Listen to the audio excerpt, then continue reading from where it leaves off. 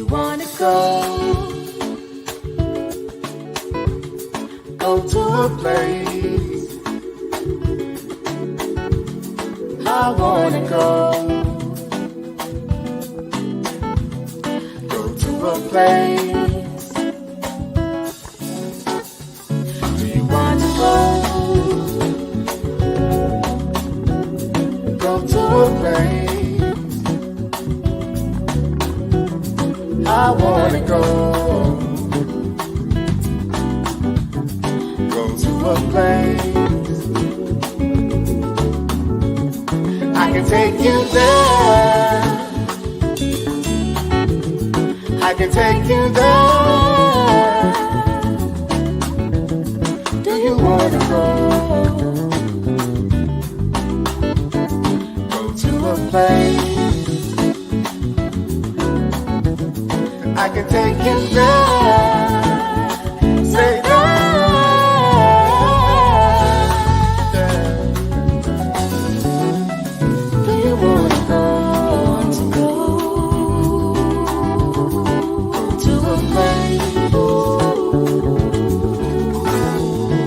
Search far and wide by your side, far and wide by your side. Search far and wide.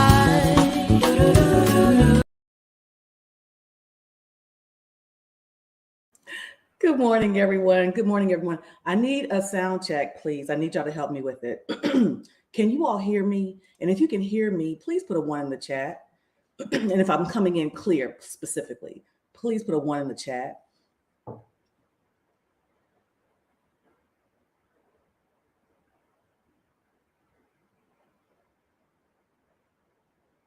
Please. Please put a 1 in the chat if you can hear me.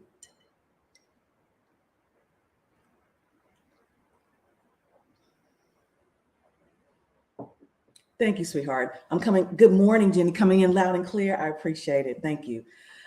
You know, you see me rocking to the song because, again, I don't know if I love the song because it's my nephew on it, or I love it because it just kind of takes me into some Sade. Hey, yeah.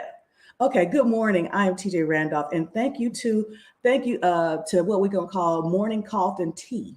Okay, morning coffee and tea. Shout out to Lucky Marie for the idea. Okay.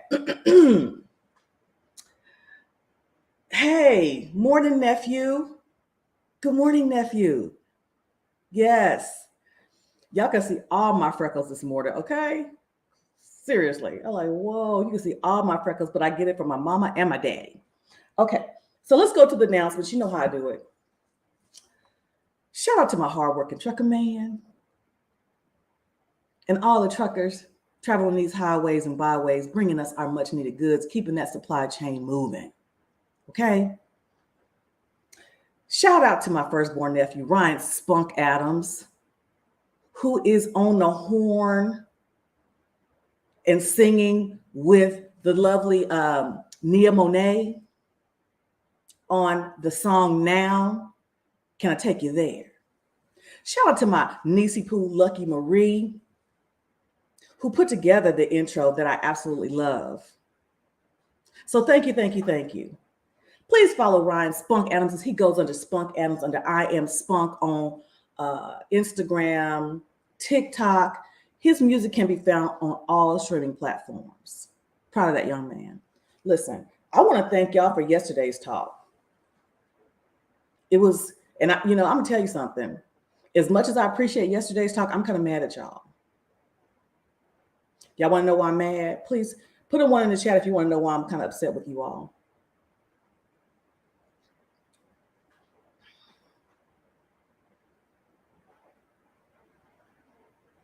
Please put a 1 in the chat if you want to know why I'm a little bit upset with you all.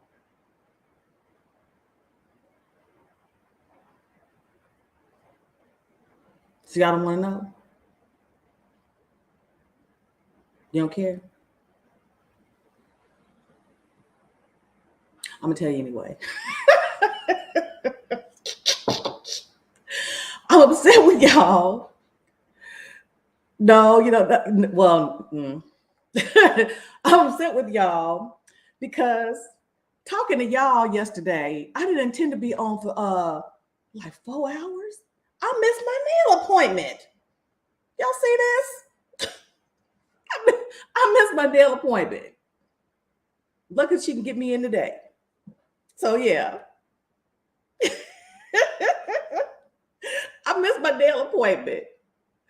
Yeah, yeah, yeah. So no sacrificial lamb. It's like in the classroom. Ain't nobody raising their hand. Ain't nobody raising their hand. Okay. What I'm going to add to my morning announcements, I think. I'm going to add to my morning announcements or my announcements, period. Have you reached out to your parent today?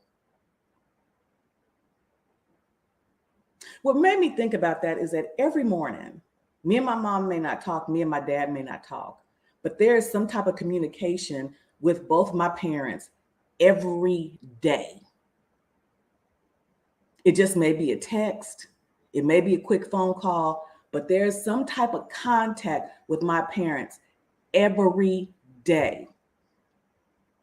I'm encouraging you all to do the same.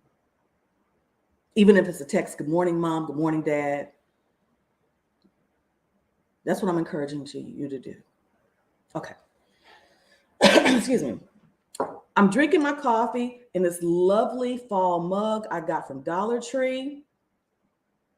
Y'all don't sleep on Dollar Tree. I love Dollar Tree. I get all my decorations. Christmas, my fall mugs and stuff. Sure do. Don't sleep on Dollar Tree. Yes, Jenny. Every day. Just a reach out and touch. Reach out and touch somebody's hand. Yes, that's what you want to do. Shout out to Diana Ross. Okay. I want to get into something today that I happened to see yesterday that really touched my soul. It touched my soul.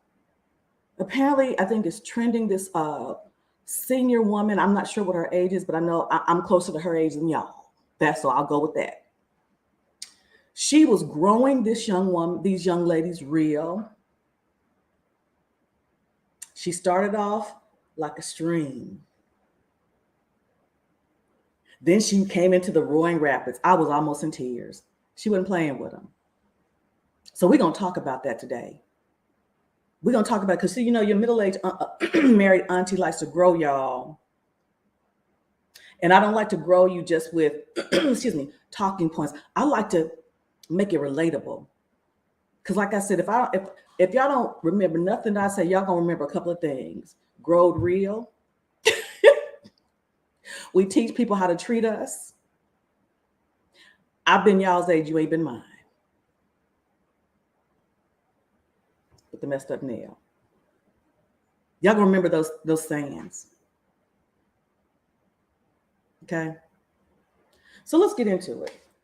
So do y'all have your coffee or something to drink this morning, some tea, whatever? I want us to talk about it. And hopefully we can have some engagement this morning like we did yesterday. And again, I do thank you for the engagement yesterday. I think it was a civil discord, and that's what we aim for. That's what we aim for. So what I'm going to do, I'm going to share my screen. And I want y'all to sit back and take this in. And it's an 8-minute video, but we're going to dissect it piece by piece, because if you got my women out there, I need y'all to get a hold of this. I need you to get a hold of it. Let's go. Do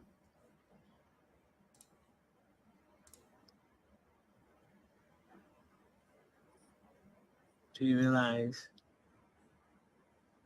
how many women don't have men, and that the number of men that are not present in the homes and in the lives of women?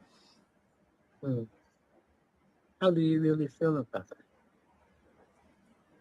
How is it hurting you after you leave your jobs, leave school, go and unlock your door, and that man is not there. Mm. How do you really feel? For some of you that are so independent and say that you don't need a man, When you gotta that you pump can your do gas, it all by yourself. how do you feel at a gas station late at night pumping your gas? Mhm, I mhm, feel sad. mhm. But here's the thing, that a lot of women that say that you're independent, that you don't need a man, that you don't want a man, that you Look, can they're do it still all by they're still yourself. we feel great. You see this woman, Talia? We feel great. No, but I got it. I got it for you. I got it for you. Why I got it for you, Guru? Because I'm a woman, right? So that's why I'm speaking to the women. Hmm? I want to share with you beyond this live and beyond TikTok. Yes? Are we tracking? She about to grow them. So okay, listen, listen, ladies. I feel great. That's a goddamn. Okay, Lord, I'm not cussing today. I'm not cursing today. I cursed a lot yesterday. Lord, forgive me. I'm not cursing today. That's a lie. We do not feel great. We consent. We convince ourselves that we all right with it. So she about to grow you. She about to grow you. And I'm going, even though she don't share this piece, and I don't know anything about this woman, I'm willing to bet you. I'm willing to bet you she is not just talking about what she heard. She's talking about what she know. She talking about what she has either experienced herself or see the ones that she loves experience. So again, I've been y'all's age. Y'all ain't been mine, ladies. She's been their age. They ain't been hers. Let's go. You know, you go in the corner of your bed and you cry. And for Mm. those of you that don't know God, you then call on God. You say things like, I'm tired of being by myself. And Mm. if you done got over 30, you say, I don't want to do this stuff. I want a man present. And even those of you that allow yourself to be a booty call and the one that called on you just for your package, when they walk out the door, you feel used and abandoned. And you Mm. ask yourself, why do you have to go through these same old things over and over and over again? For those of you that say that you don't need a man and you don't want a man, but you go get somebody else's man, you cry on your way back to your residence. Oh, whoa, whoa, whoa, whoa. Okay, okay, okay. Mm-mm-mm. Mm-mm-mm-mm-mm-mm. Mm-mm-mm. Mm-mm-mm. Mm-mm-mm. She said you cry. Those of you who allow yourself to be booty calls and then say that it don't matter when you know that it does. You convince yourself that it doesn't matter because to admit that it matters is to say that you sold yourself short. To admit that it matters is to admit that I don't think nothing of myself.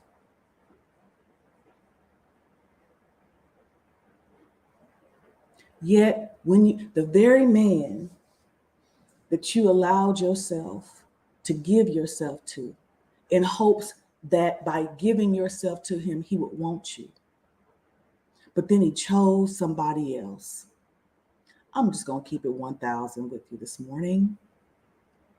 I give grace and honor and thanks to God every day. That's why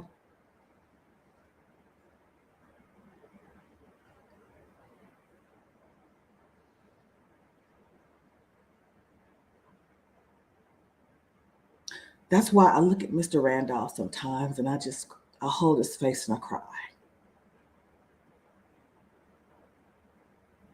Because I know how fortunate I am.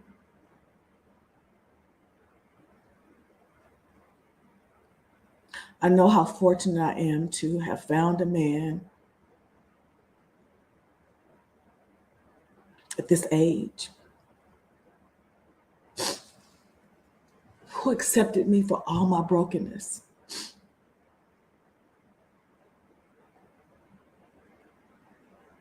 After everything I've gone through, everything I put myself through needlessly. And I'm not saying, and there have been people say, well, you just, because, he was your last chance. Maybe it was. Maybe it was. But does that mean it's not a great thing? No, it don't mean that. It means that God had mercy on me and help me to see so I can get myself together. So I can be the woman that he needs me to be and that he's worth having. But so many years, particularly my younger years,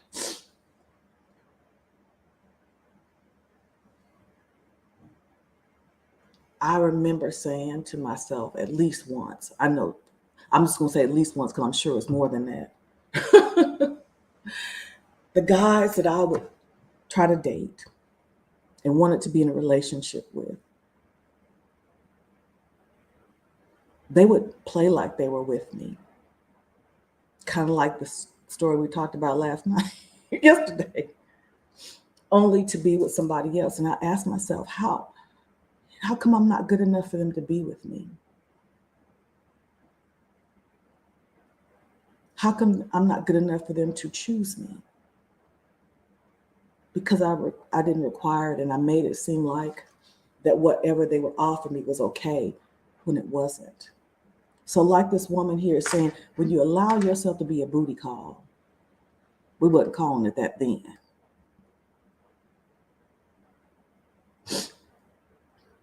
And then you convince yourself that you're okay with it. And because you convince yourself that you're okay with it, it's easier for you to say, I don't want a man, or I don't need one, so you won't be disappointed if you don't get one.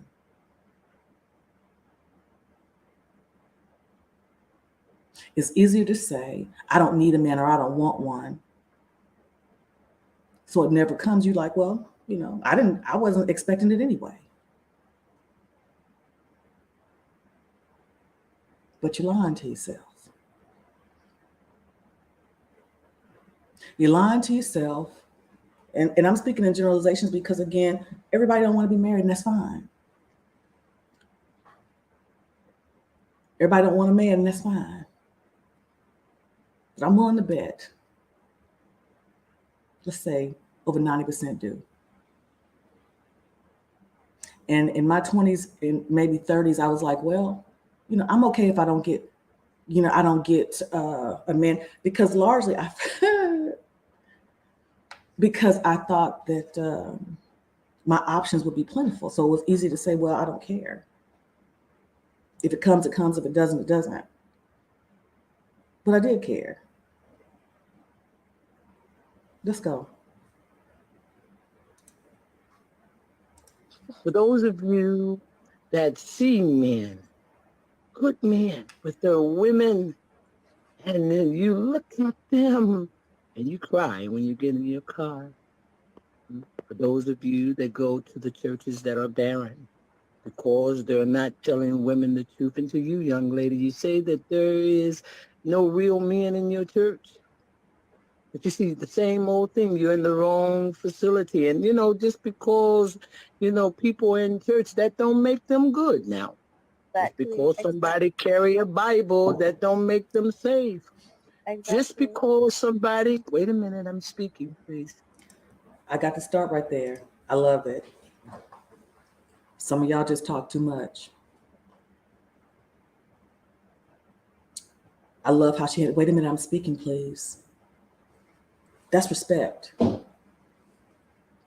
Some of y'all think because it comes up, it got to come out. Sometimes just sit back and be quiet and listen. Because see, the moment somebody pauses and you interject, that means you're not listening, you're not digesting. That's what that means. See, wait a minute, I'm speaking. See, again, there's many of things my generation and previous generations got wrong. We know this, but there are many we got right. We show respect. Be quiet. Listen. Listen. We know you're going to do what you want to do anyway. But listen to the people who've gone down your path, but you haven't gone down there. Listen. Okay? Let's go. Just because somebody know the scriptures, but to generations from Genesis to Revelation, don't mean that they have an intimate relationship with God. Just because a man have on cologne don't mean he's a good man. But certainly when a man shows you his character, as the picture that Guru showed, with the money, with gold all over his mouth and tattoos all over his body, and how he denounces women. But even those that are saved, you are with those men. I want to talk about the tears that I hear all over the world. Do you remember when you was in school, people would sell wolf tickets? And they would say they can do this and they can do that, give you the illusion that they can fight. And when the fight came, they couldn't fight at all. It's the same with women that say that they don't need a man, that they don't want a man. A man is useless, insignificant. Why should they waste their time? See, you're doomed when you don't allow a man to lead. Women that's been leading for all this time. Aren't you tired? Aren't you tired? Aren't you tired of playing the illusional game like your pillows or your man? Aren't you tired? Have you had a fight with the pillows yet? Have you threw the pillows out your bed because you are tired of holding the pillows and you're ready to hold your certain man? Well, aren't you tired? Aren't you tired when you get home and your man is not there to greet you, or you get home first and then there's nobody coming in the door? Aren't you tired? Aren't you tired? Aren't you tired of making all big decisions by yourself? Aren't you tired? Aren't you tired? Aren't you tired that you don't have an arm to reach for? Aren't you tired? Aren't you tired of those vibrators that you're playing like illusional thought that is real, but you don't have the rest of the body to go with it? Aren't you tired? Aren't you tired of purchasing those roses and saying you're fine, hiding in the bathroom without a partner, but with a tool that is against God? Aren't you tired? Aren't you tired? Aren't you tired that you won't allow a man, but you allow a woman that will go buy a piece, but the piece is not attached to her? Aren't you tired? Aren't you tired? Aren't you tired? Aren't you tired for beating the man you got up at home so bad, beating him down where he can't stand, and then he leaves you and he get with another woman and you see him standing and thriving? Aren't you tired? Aren't you tired? Come on, let's tell the truth right now. Who in this room that is unmarried and realize that you need a man? Aren't you tired? Just put tired. And for you women that have been lying and saying that you don't need a man, come on, tell the truth right now. You're tired. Right. You're tired. It should all the women on this line put tired. I'm tired. See, it's almost like an alcoholic. Before an alcoholic can be cured, he first have to acknowledge he has a problem. Women, we have a problem. I'm tired. Come on, put that. I'm tired. Listen, you too, young lady. You too, because you're one of the criers. Hey. I'm tired. Come on, tell the truth. Come on. I'm tired. Let's see that over and over and over and over. I'm tired. No amen. We know God get all the praise and glory. But I want this word. I'm tired. Oh, yes, you are. Don't say nope. Don't say nope. You're running into a train wreck. I'm tired. Come on now. I'm tired. I'm tired. Come on. That's what I want to see on here. I'm tired. Let's stop playing. I'm tired. Come on. I'm tired. Come on. I'm tired. Come on, you two young lady. Type it in the text. I'm tired. Because now you're speaking those things as though they are, and you're getting ready for your man. I'm tired. Fall back. Fall back. I'm tired. Fall back. Fall back. I'm tired. Collapse right now. I'm tired. Collapse right now. I'm tired. That's all. Hey. That's all I wanted to say. Thank you, Guru. I'm getting ready to go now. Thank you for allowing me to speak.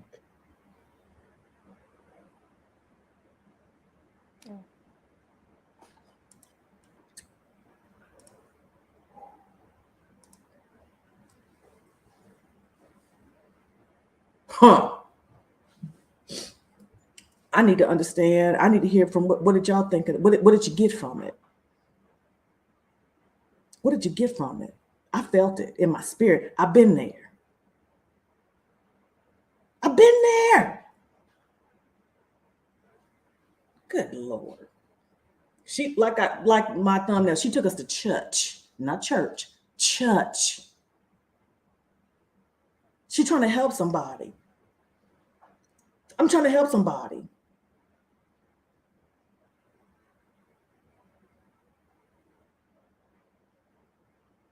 Just because you're used to something don't mean it's good for you. Just because you're used to making all the decisions don't mean that you should, or that you should, I remember, and there's nothing wrong with it, because that may be your life at that time. But one of the main things that let me know I had come to a different point in my life, I'm getting emotional, was that for the first time in my adult life, when it came time to put an emergency contact for whatever, my job, my sickness,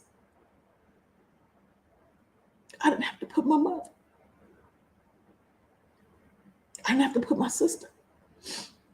I didn't have to put my friends. Put my husband.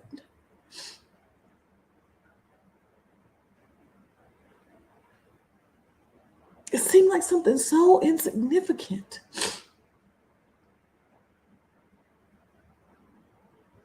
It's like something so insignificant.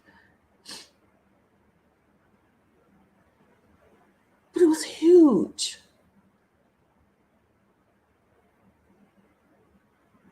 Because that meant that I had someone to take care of me besides my mother.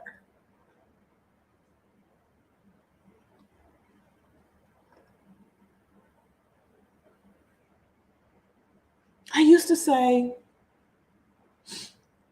and you realize you say things because you have no alternative. I used to say my home is wherever my mother is. Home is wherever my husband is. And that's different.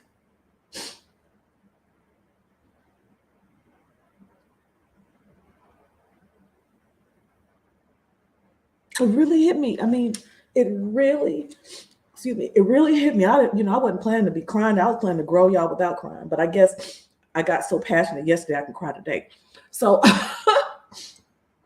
but again, when I had to have surgery, because we got married in we had our wedding. We got married in May 2019, but we had our wedding in August of 2019. And I had my knee surgery, my knee replacement surgery. Yeah, it's real. My knee replacement surgery in December 2019. You got to fill out the paperwork. And it says emergency contact. And I put my husband. And it was really at that moment like, wow. And that's why I joke a lot of times. I tell Mr. Randolph, I waited my whole life for you. I said that at our wedding in front of God and everybody. I waited my whole life for you. So with this woman, this elder, she said, aren't you tired? I was tired and didn't even know that I was until it became clear. See, when we have children, if we're not married, or even if we're married and we get divorced and we have children, it is easy not to realize how tired and alone we are because we have somebody else to focus on, our children. And because we're focusing on our children, a lot of times we don't focus on ourselves, so we have poor eating habits, poor eating habits, drinking habits, fitness habits, until we wake up and then our children are gone and we're by ourselves. And it happened to me. You know, up until age 40, I was tight and right. I was tight and right. I was still in the military. Yes, sleep habits, all that. And I didn't really pay attention to it. I was in a relationship at the time. I was in a relationship, great guy. He was too passive. And because I had not become the self-actualized woman and understood my role of how to properly motivate and inspire a man, I ran over him. Now, I didn't mistreat him. I did not mistreat him. But I'm not going to say I didn't allow him to leave. I didn't move out of the way so he could. I didn't move out of the way so he could. Because he's just as good a man as Mr. Randolph. But he was too indecisive because we were together 4 years. And like Mr. Randolph has said, it don't take that long. If you know you want to be with somebody, it don't take that long. So, and he was good to me. He was good to me. I didn't mistreat him, but he wasn't the man that I needed. Okay. But still in this relationship, another 4 years had passed. So by the time my daughter graduated from high school, that's when it started to really hit me.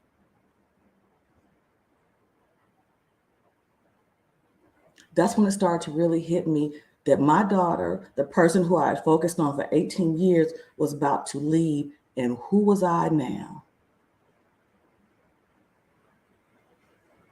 For 18 years, I had, off and on, even though my military career, sometimes she wasn't there, but for the most part of her life, when I got home, I had somebody to come home to. And it was my child. So I could kind of, not think about it until I had to. So ladies, it is easy for you to say what you need and what you don't want, especially if you have a child to focus on. But that child's going to leave you.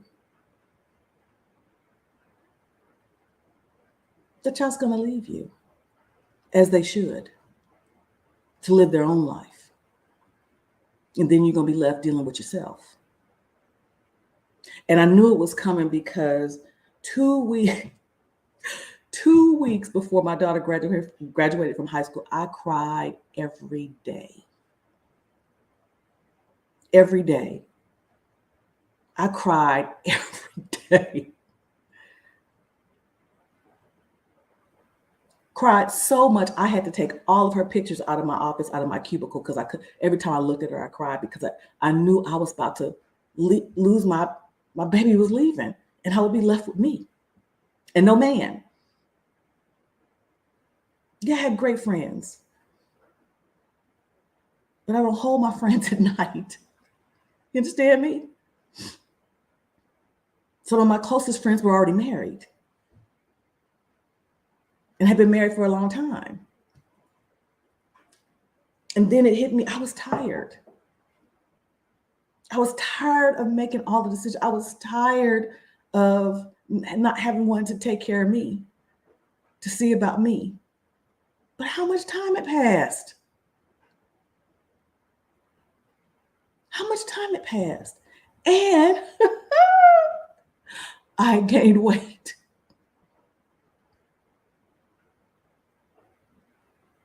So not only was my daughter leaving, I was fat. Okay. Yeah, I was fat.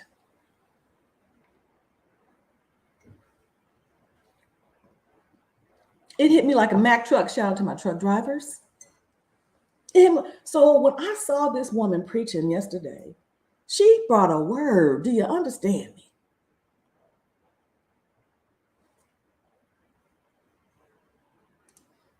Especially if you have only one child and was married, and my husband was missing.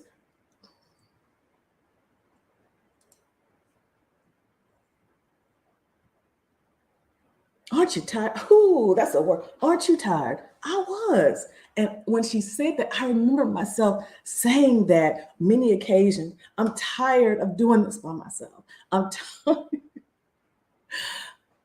I want somebody to be there for me. Good morning, Jedi. Douglas. Good morning, Mr. Bennett. M. Mills in the house. So I'm like, Ane, good morning. Mr. Williams, good morning. Aren't you tired? I was. And see, as I'm watching the young lady initially, she's looking kind of cavalierly, like,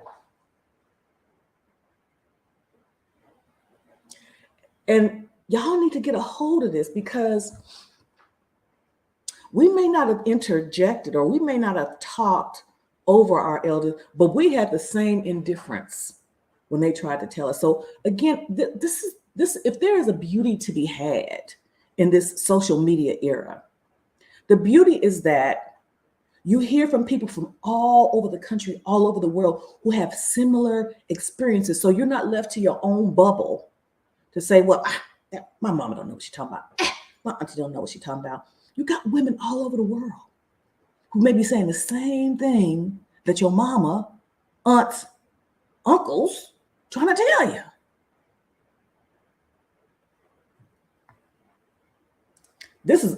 I could not go into my daughter's room for the first 2 years.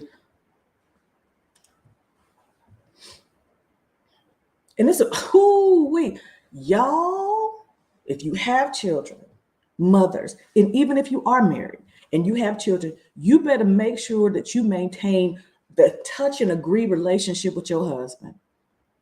Because we can't talk about the fact that there are those who've been married for years, and when their children leave, they look at each other like, I don't even know you. I'm not even sure I like you. You better touch and agree. And I don't mean spiritually. I mean physically too. You better touch and agree on a regular. On a regular. And again, another thing that hits, I have a family member that's been married for 20 something years. They had 3 children. It was okay. But when that last one left, I kept trying to tell them, you need to prepare yourself. You need to prepare. You need to prepare yourself. But because by the time teenagers are on our nerves anyway, we're like, just go until they go.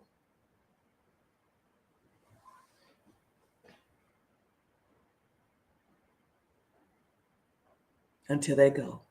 And it hit me when, again, I got past her graduating from high school. And I remember my daughter saying to me, because like I said, I was crying every day for 2 weeks. I would go home from work and just get in the bed and cry. And she came and said, Mom, I'm not leaving until July. Until July. I said, no, but you're going. And this was like in June. I was that depressed. But it hit me that fall when it was back to school, and people were buying their children's back to school stuff and school supplies, and I wasn't doing it. So you look around, it was me and my dog. Shout out to Bradley. I miss my buddy. It was me and my dog that she called her canine brother because they grew up together. So aren't you tired? I was tired. I was tired trying to find myself again, figure out who I was. I had to go back 20 plus, 18, at the time, 18 plus years to find out who I was before I became a mother and try to rediscover that person again. But a better version, and I was still struggling to do that. But I was tired. I was tired of feeling like I had to do everything. And I used to say, just because I can't do everything, I don't want to do everything. And what I meant, can do everything in the sense of monetarily. I didn't want to do everything, but by that time, I was in my 40s.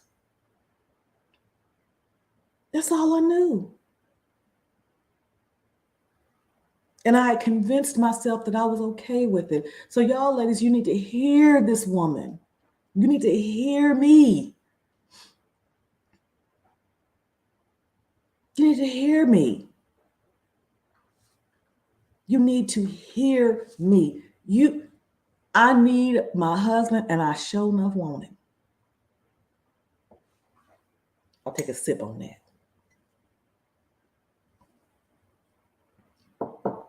And here's the thing.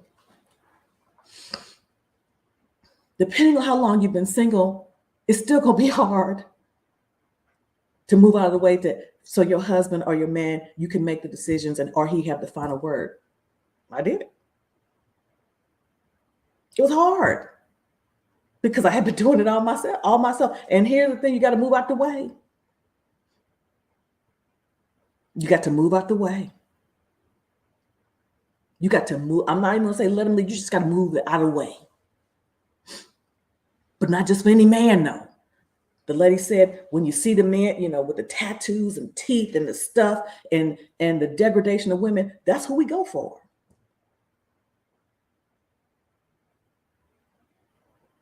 That's what we go for. And then wonder why. And we didn't have that when I was in school or a young adult, but we had the athletes,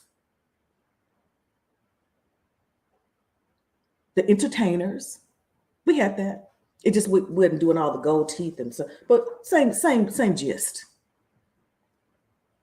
Good morning, and thank you for stopping by.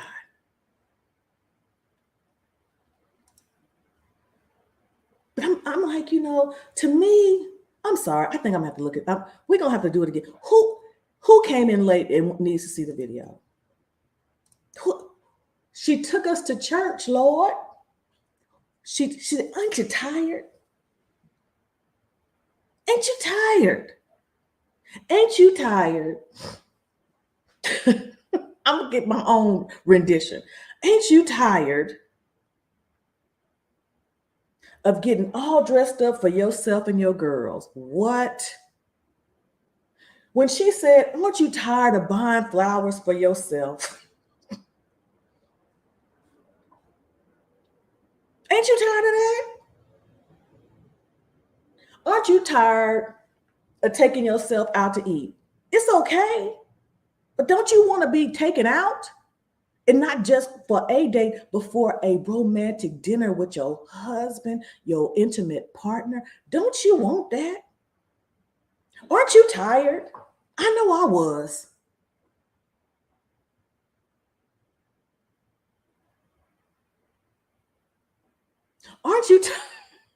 Aren't you tired of your girlfriends telling you how good you look, but you don't have no man to tell you that? I was.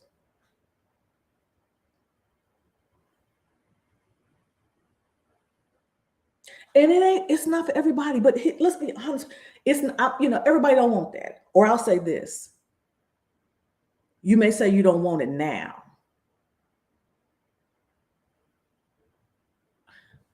I said I didn't. No, I'm not. What did I say? I was indifferent to it. It wasn't important to me.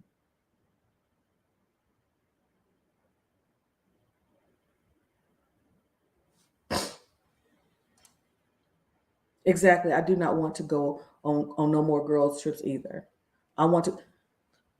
It's true.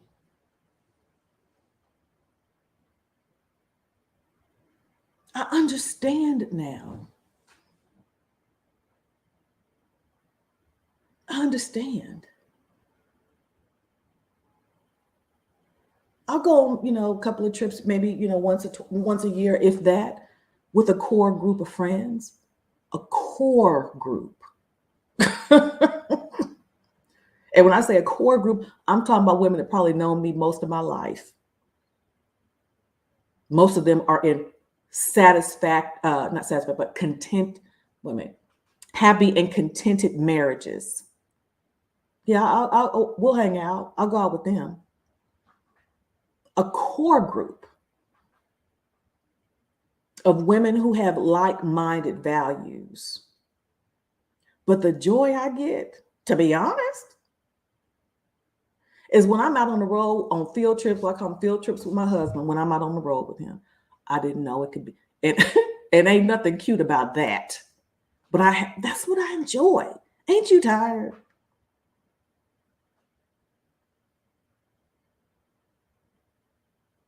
Ain't you tired?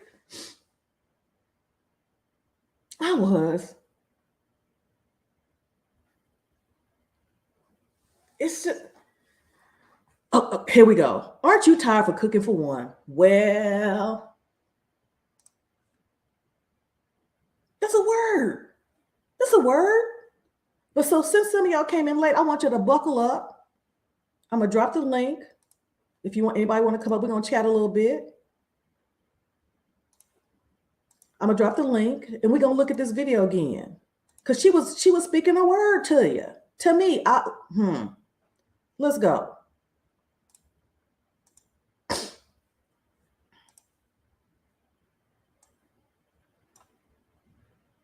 want to ask you this question. Do you realize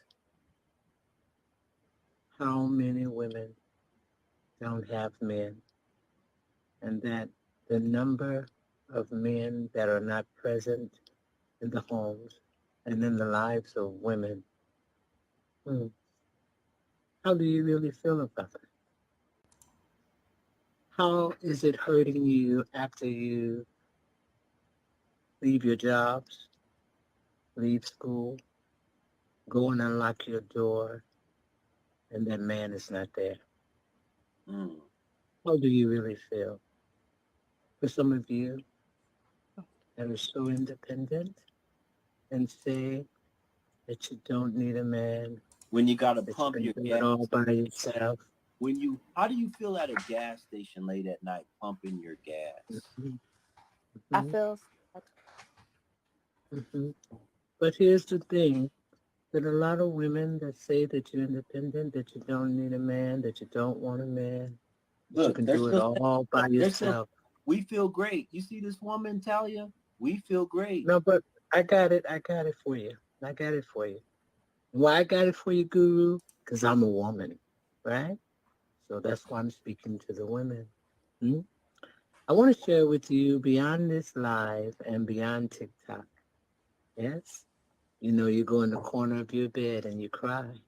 And for those of you that don't know God, you then call on God. You say things like, I'm tired of being by myself. And if you ain't got over 30, you say, I don't want to do this stuff. I want a man present. And even those of you that allow yourself to be a booty call and the one that called on you just for your package, when they walk out the door, you feel used and abandoned. You ask yourself, why do you have to go through these same old things over and over and over again?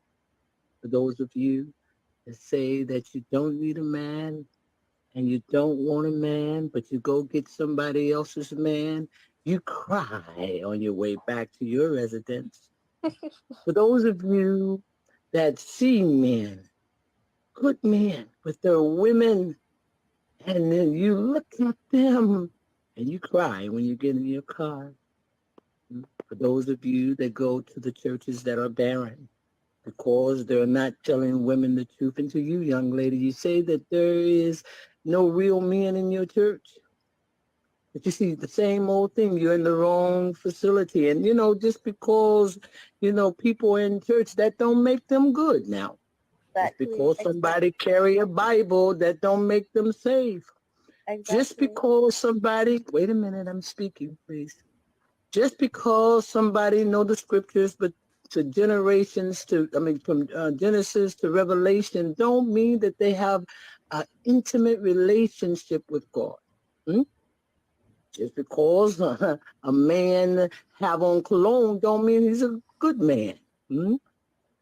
But certainly when a man shows you his character, as the picture that Guru showed, with the money, with gold all over his mouth and tattoos all over his body, and how he denounces women. But even those that are saved, you are with those men. I want to talk about the tears that I hear all over the world. Do you remember when you was in school, people would sell wolf tickets? And they would say they can do this and they can do that, give you the illusion that they can fight. And when the fight came, they couldn't fight at all. It's the same with women that say that they don't need a man, that they don't want a man. A man is useless, insignificant. Why should they waste their time? See, you're doomed when you allow a man to lead. Women that's been leading for all this time. Aren't you tired? Aren't you tired? Aren't you tired of playing the illusional game like your pillows are your man? Aren't you tired? Have you had a fight with the pillows yet? Have you threw the pillows out your bed because you are tired of holding the pillows and you're ready to hold your certain man? Aren't you tired? Aren't you tired when you get home and your man is not there to greet you, or you get home first and then there's nobody coming in the door? Aren't you tired? Aren't you tired? Aren't you tired of making all big decisions by yourself? Aren't you tired? Aren't you tired?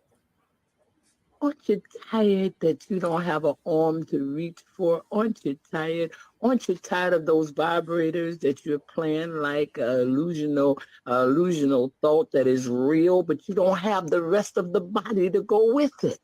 Aren't you tired? Aren't you tired of purchasing those roses and saying you're fine, hiding in the bathroom without a partner, but with a tool that is against God? Aren't you tired? Aren't you tired? Aren't you tired that you won't allow a man, but you allow a woman that will go buy a piece, but the piece is not attached to her? Aren't you tired? Aren't you tired? Aren't you tired?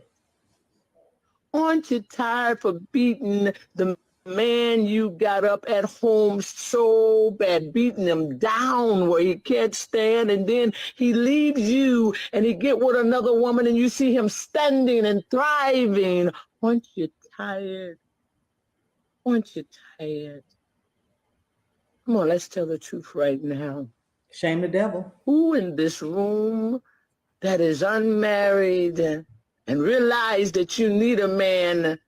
Aren't you tired? Just put tired. And for you women that have been lying and saying that you don't need a man, come on, tell the truth right now. You're tired. Right. You're tired. Except all the women on this line, put tired. I'm tired. See, it's like an alcoholic. Before an alcoholic can be cured, he first have to acknowledge he has a problem. Women, we have a problem. I'm tired. Come on, put that. I'm tired. Listen, you too, young lady. You too, because you're one of the criers. I'm tired. Come on, tell the truth. Come on, come on, come on, come on. I'm tired. Let's see that over and over and over and over. I'm tired. No amen. We know God get all the praise and glory, but I want this word. I'm tired. Oh, yes, you are. Don't say nope. Don't say nope. You're running into a train wreck. I'm tired. Come on now. I'm tired. I'm tired. Come on. That's what I want to see on here. I'm tired. Let's stop playing. I'm tired. Come on. I'm tired. Come on. I'm tired. Come on, you two young lady. Type it in the text. I'm tired. Because now you're speaking those things as though they are, and you're getting ready for your man. I'm tired. Fall back. Fall back. I'm tired. Fall back. Fall back. I'm tired. Collapse right now. I'm tired. Collapse right now. I'm tired. That's all. That's all I wanted to say. Thank you, Guru. I'm getting ready to go now. Thank you for allowing me to speak.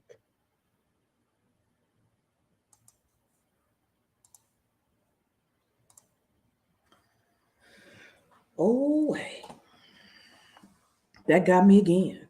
That got me again. That got me again. Oh, wait. That got me again. What about you, Truth? What say you? Good morning, Auntie. How are you today? Fine. How are you, darling? I'm well. As you know, our Father is on his throne, so everything is going to be all right. Yes. Things going to be all right. But nah, man, these last couple of weeks you've been on fire. Like you said, shaming the devil out here, trying to get rid of this division. And yeah, that was powerful. That was powerful. It was meaningful. Hopefully, it didn't fall on deaf ears. Uh, the thing is, though, a lot of people, well, in this instance, a lot of females, they really aren't, tired yet. They haven't been what's called broken and contrite to where it's like, okay, you know what, I'm done. And that's how most of us when we come to God. That's like what happened to me too. I got completely tired of my life and I was done doing it my way. And once you become broken, then now you're able to receive everything. And that's basically what she was, trying to, if you are the ones that's crying at home, you get behind closed doors, getting on your knees, praying and everything like that, then give it up. Just give it up, especially if you have an actual man out there that's willing to love you. What are you still fighting for? I need you to say that one more again for the people in the back. If you have a man that's what?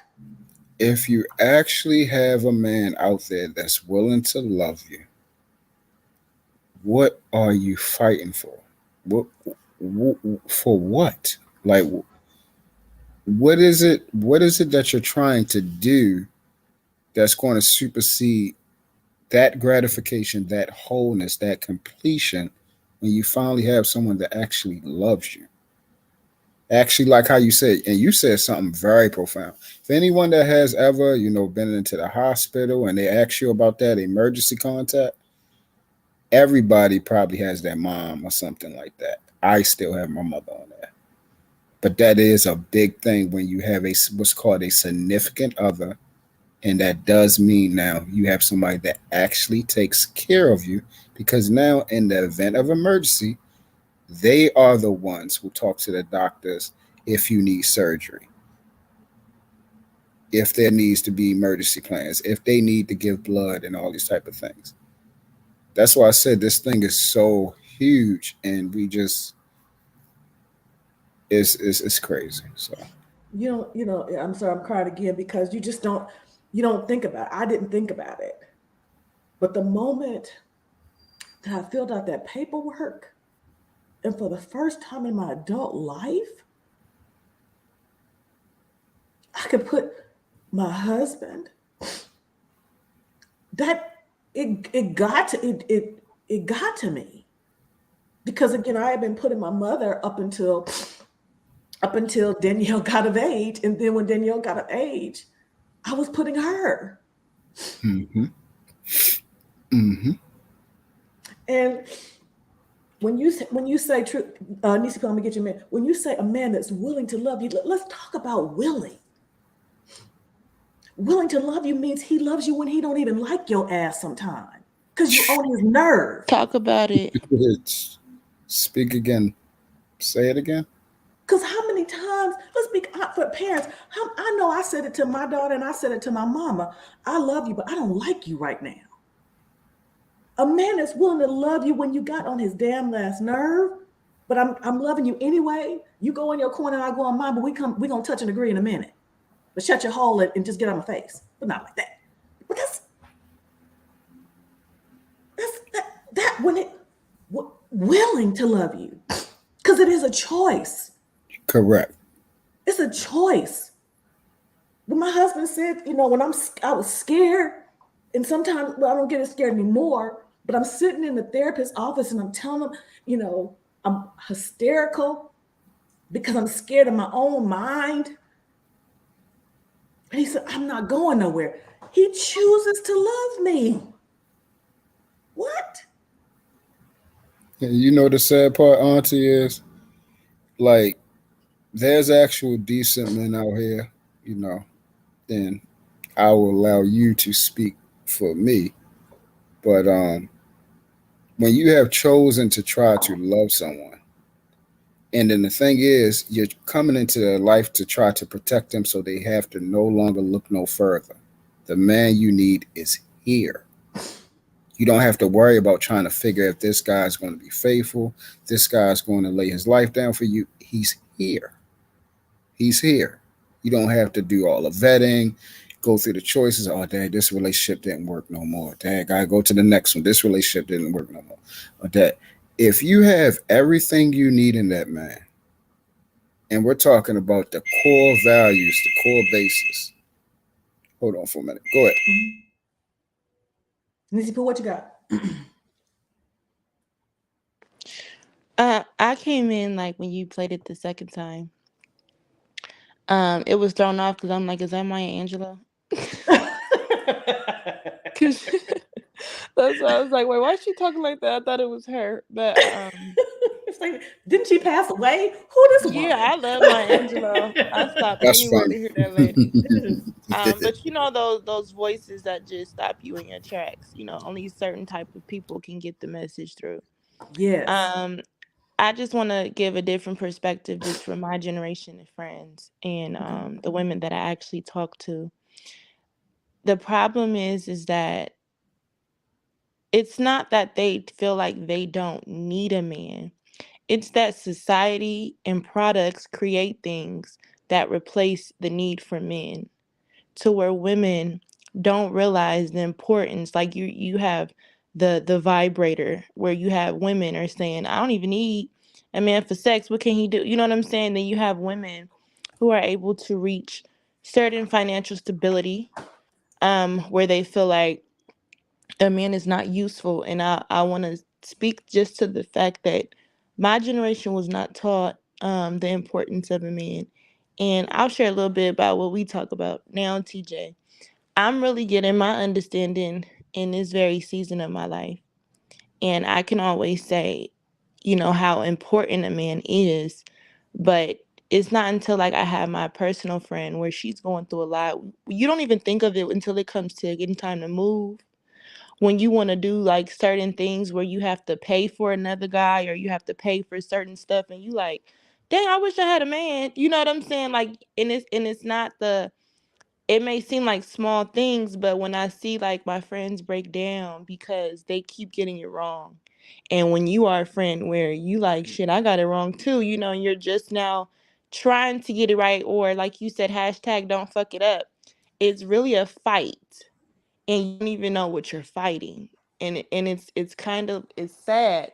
It's really sad because you hear the tears of your female friends and them saying certain things that they're tired of getting wrong. But if you are a person that got it wrong too, you don't know what advice to give them other than the advice that keeps them uplifted, the advice that might say, oh, fuck that nigga. You know what I'm saying? You know, men ain't this and this and the other.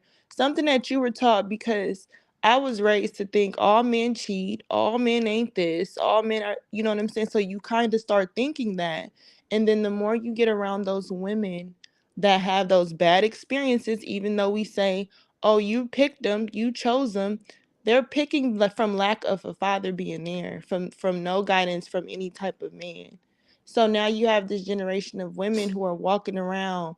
It's kind. You ever seen a person that is so used to being shamed, they start to wear it proudly, even though they know it's not good. Stop So right there. you Stop have right there. Stop right uh-huh. there. You came in late, but it's exactly right. Because I said in my youth, particularly when I was in college, because I wanted to be in relationships. But what I Mhm. would say, because it's almost like I put it off, like I didn't have the expectation, so I didn't get it. Well, that's all right. I didn't want it anyway. That's the Mhm. doggone lie. And said, well, Mhm. and then when you are using the vibrators, just go ahead and keep it 1 thou while up in here. Mhm. You say, well, shoot, I don't even have to worry about if it was good for him. Mhm. You start lying to yourself. Deception comes in, and then sometimes you lie long enough to yourself. You saying it to other people like it's factual. When, Because like you she believe said, it. you going to sleep and you don't like that. You don't. I mean, sometimes I like a bed to myself. You know what I'm saying? We all human, but for the most part, we don't. And I think now it's important where you don't even realize, and I think more women should realize, you're not even, and this is just my belief, truth, and TT, you could disagree. I think women cannot reach their full potential until they get with a man. They cannot reach a level of maturity and come into a woman. It's just like the women without children. You don't know what it's like until you have a child, and then you become a different woman. It's the same way when you get behind the right kind of, even if the bad kind of man, you could be the right kind of woman under the wrong type of man. And even still, it's based on his intentions to guide you. You will become a different woman because you are a reflection of him. When you don't have the right type of man you're under, you are a reflection of the world. Mm. You're a reflection of all the things in the world that God does not want to look at. And Ooh. it may sound bad, but what I mean is you have these women who are trying to uplift their sexuality as power. You have them trying to uplift their hair, their beauty as power. When in the end, all of that stuff, vanity is nothing good. And you know, living through your sexuality is nothing good. So what do these women think they represent other than the world? And if we Lucky. Oh, understand God, we understand you in order to get in line with God. Because I'm one to say, God, there is no record of God talking directly to us. He talks to men. So if we not mhm. listening to the men by in order, we're ignoring God. I'm not saying every man speak to God, but it wasn't really until recently now in the relationship I'm in, I hear God so clear now. So I just Mhm. wanted to give people that type of thought that your mistakes prior is going to be wiped away as long as it's under the right kind of man, because he going to understand you've been lost in the world before I got here. And I Ooh, think more girl. men to talk You about to to make me cry. women. Go ahead. Can I Go ahead, touch on Julie. that? Yeah, go ahead Yeah, and touch it. because that is big. And praise God, Father. I'm trying to tell you that is beautiful. Just I can tell you under leadership now, the way you're speaking, because you had no problem. See, where You can talk most about it, women truth. where most women will feel like, oh, if I say that I'm inferior, I'm denouncing myself. No, you sound like you feel empowerment being under that man. And that is beautiful. That's how you know when you're under a man that is fully submitted to God. Not like how the woman was saying, not a person that goes to a building, not a person that's carrying a Bible, even though he should know the word, but a person that lives it through and through, and he's speaking through you. Like the word says, you should wash your wife with the word. You should constantly speak that into her. You're supposed to be keeping her unblemished. So I can tell you're being spoken through. But you talked about something very important, but I'm gonna switch it around just a little bit. A man, because most it's been talked about on YouTube that women benefit more in a marriage. It's actually the opposite. Men, we benefit more in a marriage. And it doesn't mean that a man is not the head and all those other things. A lot of times we like to conflate and try to change certain things to make it more, give it more validity. What I mean by that is y'all were created for us. Y'all came out of the desire that we had inside of us. So y'all job is to come in and take anything we give y'all and multiply it and make it greater. So we already have our purpose given by God, designed inside of us from the womb. Our purpose is to get back to Him and be recreated and made in His image. Once we find that, we understand our purpose as a man and we're ready to begin our journey. As we begin our journey, that's when we should do what's called he that findeth a wife. That means we're supposed to be looking for a woman that's already a wife in the spirit. Then that's our good thing. And then we earn favor from the Lord. You guys, we integrate ourselves, we become one, and then you guys help us to reach a level that we would never reach by ourselves. And that's what I mean by it's a difference between success and completion. Whoever that man is that you're with, I'm pretty sure he's successful. I'm pretty sure he has purpose. But where y'all about to go at, it's going to be nothing like you never seen it before. And you're going to be able to look back one day and say, wow, we did that. And it's a shame that so many will not find that because of, like how you said, the indoctrination, the delusion, the deception that has been created in the minds that, hey, if I'm under a man, then I'm inferior. I need to be on the same plateau as him. Well, I even need to supersede him. The word even said a woman is not supposed to usurp the authority of a man. It's not supposed to happen. There is divine order. And when you do things the right way, it will work out right. And once again, why not? Lucky, let me ask you a question. Before, um, just think about before you and the gentleman decided to make this actual thing, make it real. Don't you have what is called not happiness, but don't you feel something else inside of you? And that thing is called joy now. I was gonna say release. Release. The burden is lifted. Amen. But the release part is that's the fight because it's the ability to trust and open yourself up and with the possibility that it can turn out the way that the other women that you were taught to think. Because the thing is that you have a lot of hurt people teaching pain and teaching trauma. So then even if it's not your trauma, you are kind of apprehensive like, oh, this might happen, or what if this? Or like women who have men on the down low, they try to preach it as if, girl, he might be this, because if you move like, what I'm saying, they start to impose on your relationship, or even if it's something good. So they can't help but teach trauma. So when you feel a release and you're sure about it, it's kind of like you start to feel crazy that those were the things that kind of absorbed your mind and think that it wasn't possible. You know what I mean? I do. So that's what I'm gonna say. This is where you guard what you share. Because your auntie like to use her own self as an example. But before I get this, well, let me say this. Okay. When me and Mr. Randolph started dating, we met in July.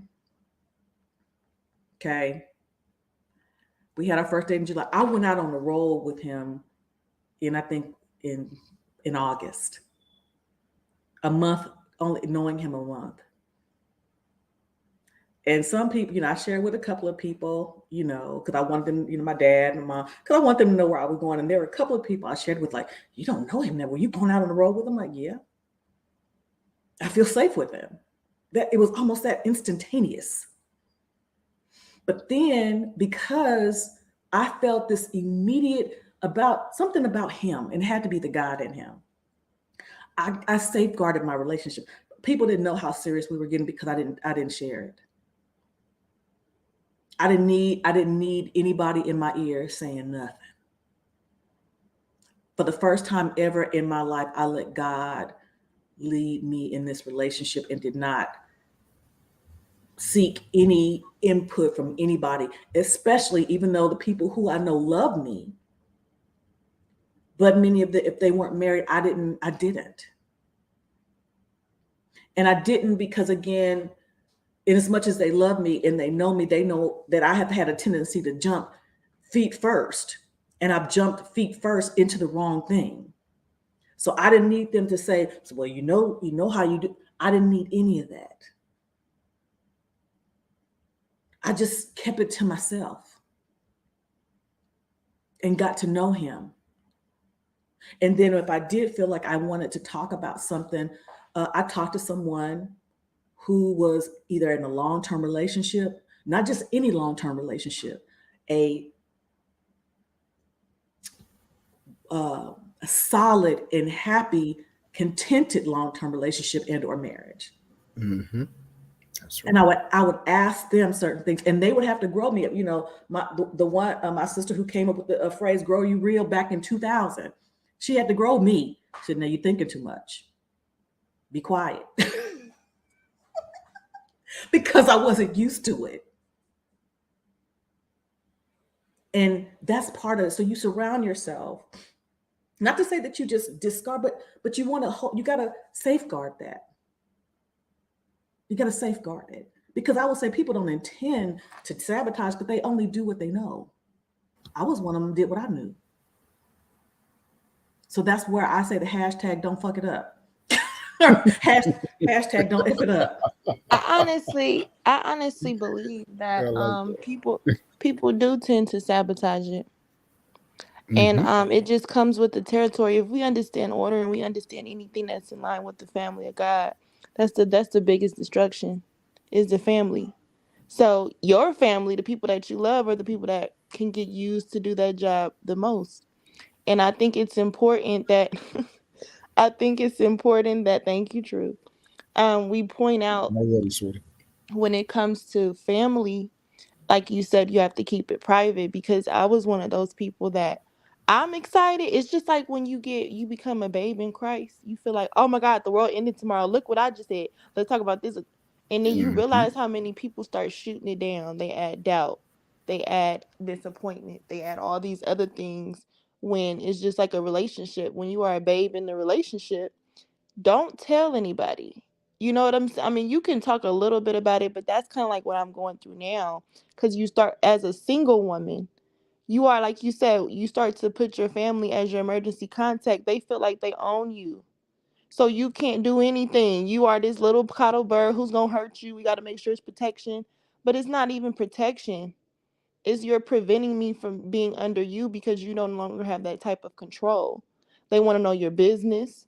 They want to know everything about it. Don't be hurt around the man. They want to know what he did. You know what I'm saying? Every single thing about your relationship. So they feel like they can guide you. When you start looking at their results, it's just like my family. I don't want to hear nothing. All y'all single, and y'all need my help. And I'm younger than y'all. You know what I'm saying? So then, yes, I always mention Kevin Samuels with the sister daughter. Um, what was it? I think he did a segment on it. That's most women. I have so many friends. They don't have a man inside, not even a father that's active like that. But the women that they were raised around, or their mothers, they are taking on those responsibilities as if they are her man. So then you try to date and have a relationship while you trying to be your mother's or your auntie's or your sister's man. They're going to have something to say. And I think that's the part of the conversations that people should also consider with these women when they say they don't need a man, is because they have other people around them that are letting them think that you don't really need a man for this because I'm here. You have women Right. co-parenting like me. I had to use my mom as a nanny. I'm sure a lot of people do. But you have to also put some boundaries, because if you aren't careful, your own parents start thinking y'all co-parenting with your child. And then Yep. you know what I'm saying? Then it's like, oh, you bringing your child around this person. And it's like you are the grandparent or you are the aunt. You are not the baby daddy. You know, so it's that sense of control that women have to have, that we are raised in, to Mhm. even like, if you look at usually the men, and I don't want to make it seem like every man is going to elevate a woman, because we know that's not true. That's why I said the right man. But if you are also looking at the men that they're with, they control those men. So if you come around in a relationship like yours, TJ, where your man controls the situation, what are they going to start thinking? Oh, he doing this, you got to make sure you're not doing this. You got to make, they start adding the doubt, whether he's a cheater, whether he's abusive. Like, they Or start adding things controlling. that, Yeah. Mhm. that aren't the case. Yep. And if you aren't careful, if you aren't secure in that relationship, like, we as women, we can all go way back to the beginning of the times. We stray. A serpent is always going to tell us something, and we're going to try to bring it back. Unless we are Speak sure. secure in it, then it's going to be okay. Then you can reject it once you understand. But the problem is, the serpent is always the people that love you. And I think we always dismiss that part. Well, for me, it is. Well, I mean, I agree. And again, um, to answer this question, was any pushback coming from your man? A few. Well, a couple, just a couple. And the reason why is because, like I said, I've always been, I've always been a person that, if I think it, I do it. Sometimes I don't think, I don't look before I leap. And in more cases than not, it has not ended well. So again, when people have a tendency, or they believe they know you, and they do, and they have a reason for their opinion, but they don't allow or consider the possibility of growth, they remind you of what you were before. And they say, okay, now you, but so in that respect, yes. And that's particularly why in some cases I didn't share with certain people for a minute, because I didn't need. And I remember uh, my friend asked me, well, she's a relative actually, asked me, she said, well, why didn't you tell me? I said, I didn't want to hear anything. I didn't. I didn't want to hear anything. I just didn't. Because again, like Lucky said, I didn't want the seeds of doubt planted in my head to think, well, maybe I didn't want any of it. And to a question, when Truth asked, does Lucky feel different? And she said she feels a release. I think I liken it to, from the time I started dating Mr. Randolph. Oh my gosh, I'm getting chills. From the time I started dating Mr. Randolph, and the very first friend I took him around, when she saw us interact together, and when we took her to the train station, she said, I wanted to tell Terry myself, I wanted to tell you this myself instead of telling Terry telling you. I like the way you handle her. He said, because I know we can be tough sometimes. He said, oh, well, I'm a man. I definitely know how to do it. And but each person that met him and saw me, they all said the same thing. And many people who've known me all my life, at least over 20 years, said the same thing. They've never seen me happier. They've never seen me more joyful. They've never seen me more content, because, like Lucky said, there's a release, and I don't have to do it all because I was tired. And in as much when Mr. Randolph has to correct me, I know he's doing it from a place of love. I don't have to feel guarded. I don't have to feel like it is something I can't completely explain, but I see it in my niecey Pooh, and I'm so grateful for that. And I'm grateful that she trusts me to pour into her. So it is, and it's something else the lady said, when what she said, you don't have nobody to greet you at home. Let me tell you something. When I know Mr. Randolph is coming home, or has got home, largely because Duke hears him before I do. so Duke will either be at the front door or at the back door. And so when I look out and I see him at the front door, I open the door and I'm just smiling. He said, what you smiling about? Because you home? So it's a difference. It is a difference. And it's a difference. I went to a party, friend's birthday party a few weeks ago. No. It was OU Texas weekend. It was OU Texas weekend. And it's like it's like a school reunion. So I went out to hang out with friends and stuff like that. Hadn't seen in a while. But after a while, I was ready to go. I was ready to come home to my husband. And he said, "Are you going to the app?" I'm like, "No, I got to go. I got to get back to Mr. Randolph." And it wasn't because he said, "I need you back." I just wanted to get back to my I want to get back to my husband. Hey, Cool Channel, thank you for the super chat. I appreciate it.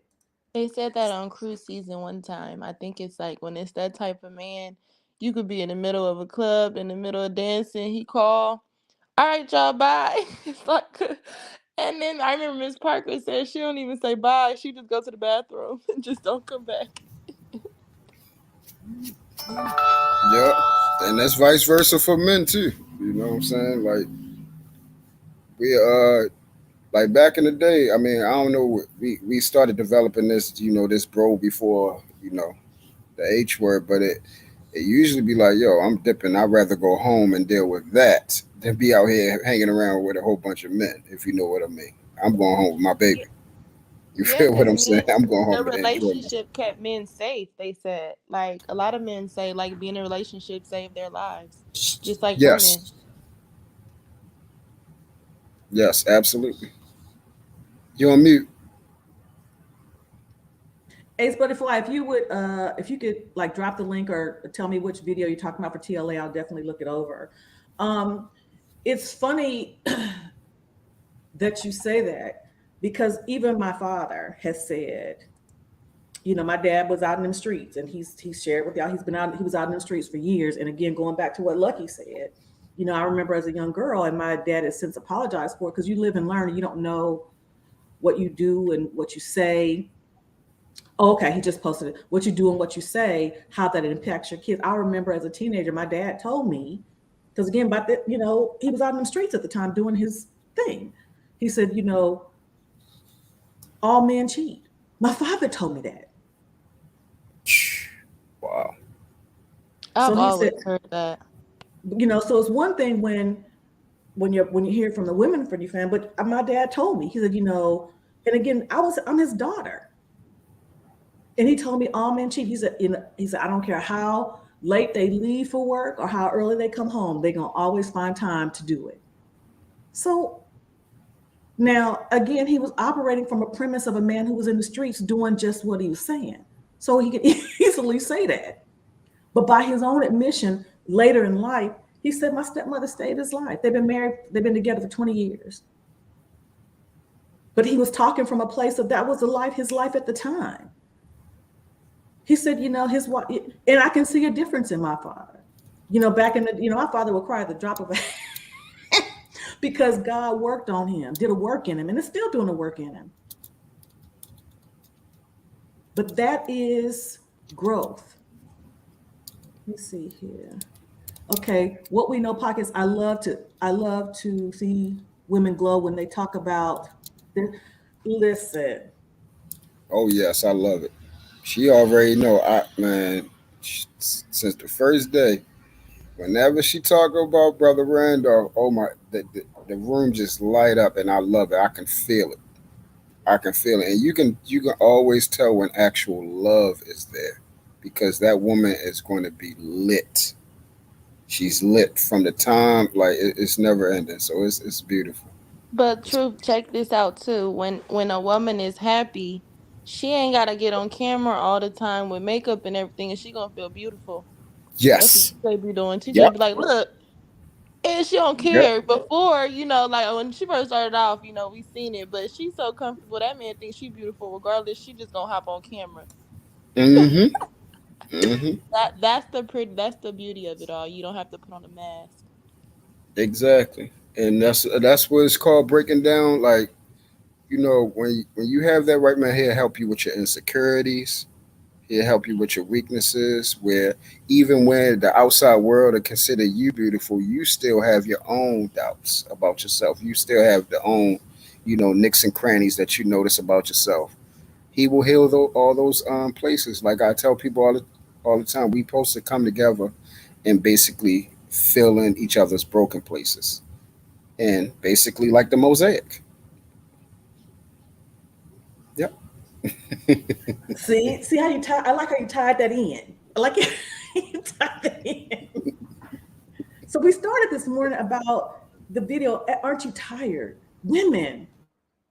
We got a problem. And like she said, even the alcoholic, the drug addict, you can't get help until you admit you have a problem. I remember, I'm gonna say it right now, all us successful, independent women, if we successful, we got insurance. Take that insurance, take your behind, and get some therapy. Before I met Mr. Randolph, after that relationship violently, because I had been seeing this therapist off and on for like 4 years. And that ultimate one that ended like it did, I broke down, and I was crying. I was like, when you're in the fetal position, almost crying, rocking back and forth. I'm like, I'm tired. Why can't I? And that's when he said, Terry, we teach people how to treat us.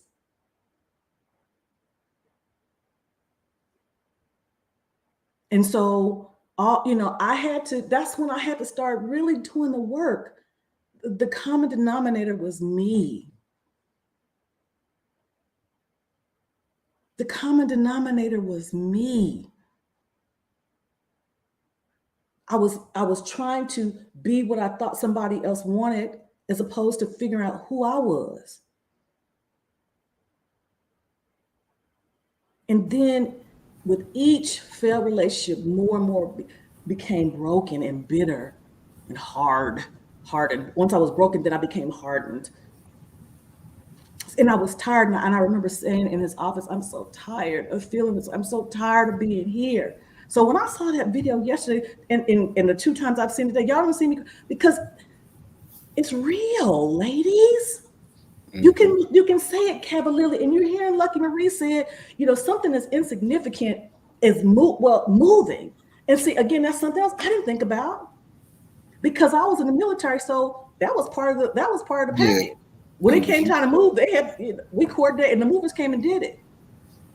I never thought about it until I was out of the military and had to do that first move. And then you're so used to doing stuff by yourself, when you got a man come along and ask you or try to help you lift something, oh no, I got it. For holidays, you coming around every year, you looking at the families and they asking you, where your man at, right? And this is how delusional my family is. They'll ask you, not me, but I've seen it. They'll ask, where's your man? But they also the same family that runs the man away. Mm-hmm. So how you There you asking? go. I can't There keep you him. go. So then it's like, to keep him, I got to go to his family house for holidays, because y'all are embarrassing. Then we don't ever see her no more since she got with that man. So I think it's like, I like to always say, and anybody who know me, I always say, raise up a child in the way they ought to go, right? But that's even if they raise wrong. It's hard to depart from it. It really is. Even with me, like, a lot of the things in the relationship, I get cut short in a statement that I don't even realize is producing negativity, because I'm just so used to it. So it's just the way that we are taught to think, to even something we don't think about, coming around your family and they choose to share things, or they choose to try to embarrass you. And it's like, when you said sabotage, I don't know if people realize it, but when that whole statement where men say keep your family out the relationship, Mm-hmm. that is really important. Like, it really is, because you start arguing and fighting over things that's not even your issue. Correct. There you go. There you go. And that's another big thing is that. So I'm gonna give you an example of how when you have a great man. He's going to want to protect your emotional state, your mental state, your physical, and your spiritual. And the way he protects all that certain things and certain provisions, he's going to say, hey, I just don't want you no longer around that. I don't want someone who's been pouring into you and been beating you down your whole life since you was a baby, still doing it now. I'm here. I'm trying to build you up while they're still beating you down. It can't work both ways. So I need you to make a choice. I need you to no longer accept that until they can respect you in the manner that I respect you. But this is the problem. Then that becomes a back and forth. Oh, well, that person was here before you, and that's just how they are, and that's my family. You know how it is. I'm pretty sure you got people in there that talk bad about you and did you this way and everything like that. But if he's a man, he's actually leading by example. No, I don't. I've separated myself. That's why my circle is very, very small. Even familiar has been separated from. I no longer allow people that's not going to help me get to a certain level in my life. If we're not going forward, we're daggone sure not going back. Check And this, check this go out. ahead. I'm sorry. Um, Yeah, you good. it's interesting because again, like what Lucky is saying, you have relatives who've seen your past or the past relationships, how they haven't worked out. And so whether they are intentionally sabotaging, they're pouring those seeds of doubt because again, they've always been there. I have relatives to this day, or do not when they send me stuff, they send me stuff in my maiden name. That would offend me. Wow. You Wow. know, and again, and it's almost like, and I don't know if they intend to do it because I know they love me, but it's almost like that they're saying, well, because I was married before to my daughter's father, and I've been in relationships before, but this is my second marriage. It's almost like they send it because there's a part of their mind that it's not going to last, and I'm gonna revert back to my. That's how I take it, and there have been times to what Truth is saying that because kind of like you, Lucky, I've taken care of things concerning my family, whether they've asked me to do it or not. Sometimes I've just felt it's my responsibility to do it, and I've overextended myself because again, I believe in family, and God gave me the ability to do, so I just do. But there are times since I've been with Mr. Randolph, he sees me doing it, and he'll watch me for a while, and then he interjects. Hmm. And he says, I know your license plate says every woman, but you're not. You're mine. Hmm. That's He right. says, and so when I see him get into this protective mode, I got to be honest, it turns me on. I'm just saying. I'm like, okay, babe. Yeah. Yeah. It does. It does. I'm like, okay. So yeah, and they protect us even from ourselves sometimes and our families ourselves because I never thought that there would come a day that I'm not going to say well, I guess I'll say check my mom because I checked her generally because I'm always going to be respectful, but when I felt that my mom was being disrespectful toward my husband, Hmm. I'm like, we got to go. I said we got to go.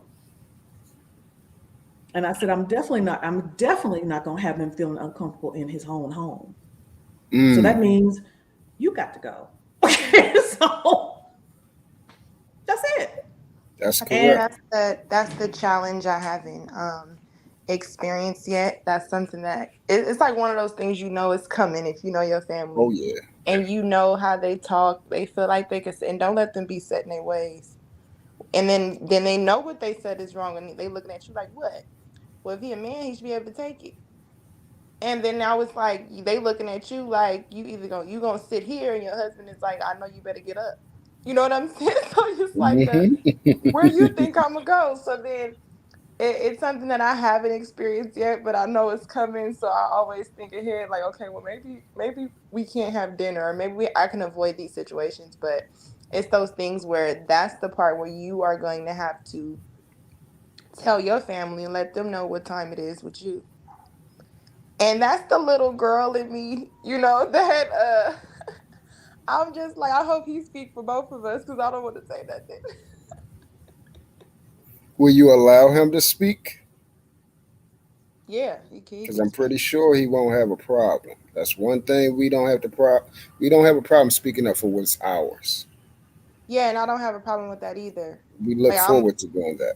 Yeah, I'm like I'll sit in the passenger seat while he talk. Like and then you just come back to the car. Because it's like a thing where I feel like I could talk to my family later, but I understand that's the childish part where that's the part you have to grow up and like let them know, give them reassurance of what it is. But I don't know what that is, why your family just feels so obligated or just, to impose. So that's something I haven't experienced yet. I'm sure you have a video later on and I have something to share, but right now I'm dreading it. Yeah. The reason why they do this is because they have been there. You understand me? Mhm. And again, and they are your family. And even though the love may be dysfunctional, it's still love nonetheless. And they think they can do that because they've been allowed to, because they have been there. Again, and I was 51 when I met Mr. Randolph. And it was, and I didn't even. It was. I was nervous in a sense, but I'm not gonna. I'm not gonna have my husband feel uncomfortable. No. So it was a one time and one time only with my mother. And by her, she later got realized, okay, yeah, I was wrong. But again, when you're operating in the space in the way that you've always operated, you like you say, set in your ways. But if I keep going, if I don't go back to nothing else, I waited my whole life for this man. So I'm not gonna let nobody wreck my buffet. That's right.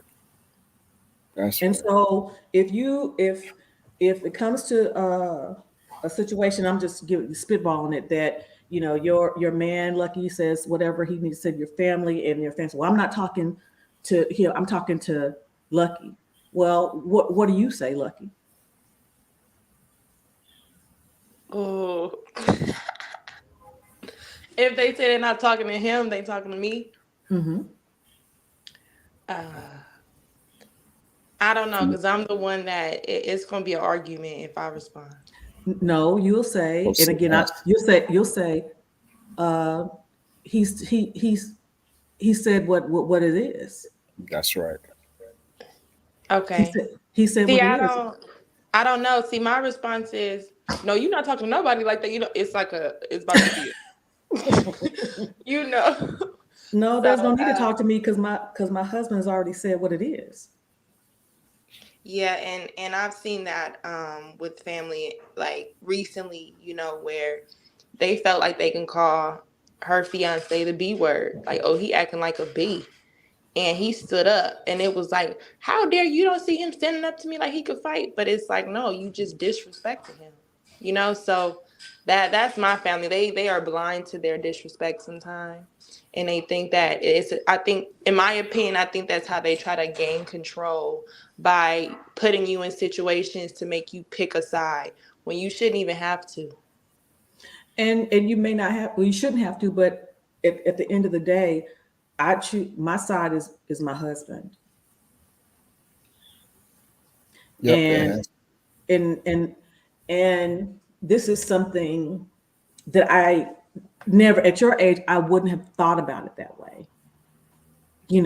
But life lends its lessons. And now again, I understand the role of a husband and a wife. And I am to cleave to him. And again, for the first time in my life, I'm cleaving to the right person. So that is when, and again, a lot of times I'm going to go out and say, you know, my family didn't, they love me, they do. And they believe that they're operating in protection of me because they haven't had to yield that to somebody else. And I'll use myself as an example. When my daughter got with Kevon, I love y'all. Y'all know my fruit is she's my baby, but I no longer had priority in her life. He did. And when I would say, well, I need to check with Kevon. Well, I'm your mother. She said, yeah, but he's my husband. That's it. That's it. That's all.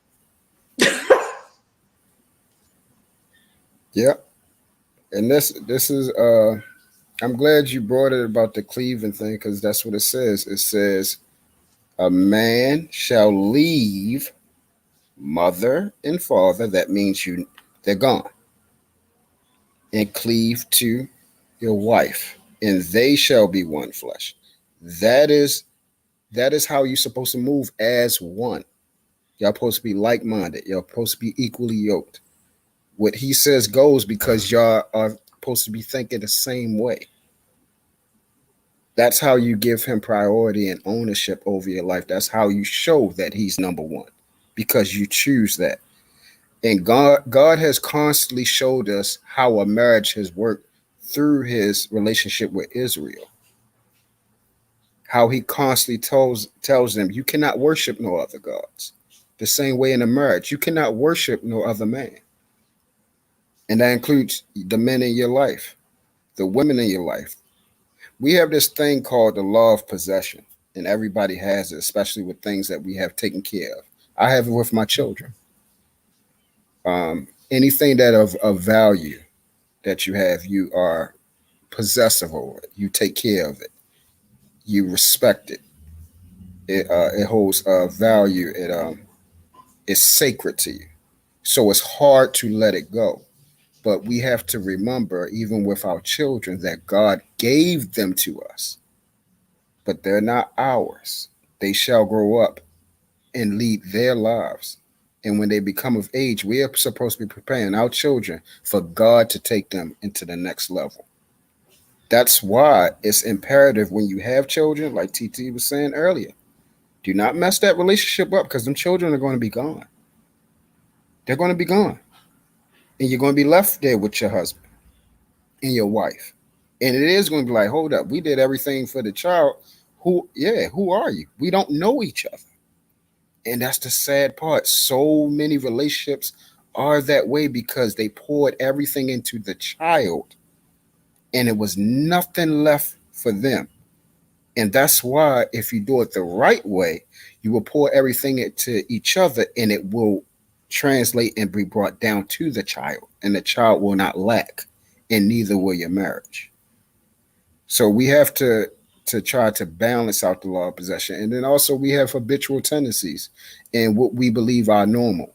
Like, I have uncles, they love you to death and smelling like beer, and they kiss you and everything like that. We love that. That's how we grew up. You see what I'm saying? The dysfunction, the arguing, and all that type of stuff. That's how we grew up. But the thing is, the way we talk to each other, we can't talk to other people that way. The way we deal with our family, you can't deal with, your husband that way or your wife that way. There's a whole nother level. There's a whole new life that you have to. The Disney thing, a whole new world. That's And what you want to get into. Go ahead. another thing, I understand we have family, but what I understand now didn't quite understand then, because even when I was married to my daughter's father, I allowed people to interject because, again, of my immaturity of what marriage was at the time. But what we must be mindful of, even though me and Mr. Randolph got married late and our children were grown, we were making our own family. You and your Yes. Mr. Randolph Jr. will be making your own family. And then you have we're talking about nuclear families. Then they become your extended family. Right now, they're your nuclear family because you don't have a husband. Correct. But when you have a husband, now they're your extended family. Okay? And I'm gonna tell you something. Mr. Randolph loves my family. And and I think they were just, and I'm not gonna say I don't understand. Maybe they're trying to see, because we did move fast and trying to see what is he about? Is it live or is it Memorex? But one thing they saw about me, they've never seen me happier. They've never seen me more peaceful. They've never seen me more joyful. They've never seen me more content. And guess what? Mr. Randolph reaches out to my family and sends them stuff that I didn't even know. I said, I didn't know you sent my mom some money. He said, because you didn't need to know I sent your mom some money. It was her birthday, not yours. Oh, so they're seeing the kind of man he is. And he's developing his own relationship with them. There we go. He's developing their own, The next thing you know, I knew that he done reached out to Danielle and Kevon to send. Yeah, I called the kids and told them that we would do this. I said, "You did?" I didn't know. He said, "Well, I need to check with you." No, sir. By the same token, he said the other day, I reach out to my bonus daughter to talk about things with the children, or because we develop our own relationship.